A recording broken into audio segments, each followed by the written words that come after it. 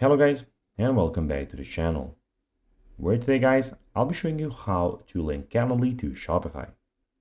So guys, the first thing that you of course need to do is go to calendly.com and you'll be brought to a screen like this.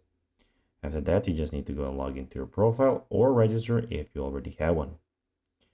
But guys, now let's see what we actually have in front of us here. So in the top left corner, we have the create button, the event types, the schedule events, our build plan, and the admin center. Also in the top right corner, we have everything about your profile. But now guys, let's see how you can actually go and link Calendly to Shopify. It is pretty simple. You just need to go and follow these few steps to know how to do it.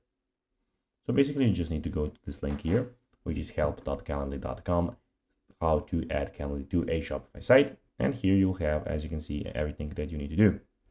So basically from your Shopify admin, you should just need to go, of course, have a Shopify account firstly, and go from your Shopify admin, go to online store, then customize, and then from the left hand template menu, select add section and then custom liquid.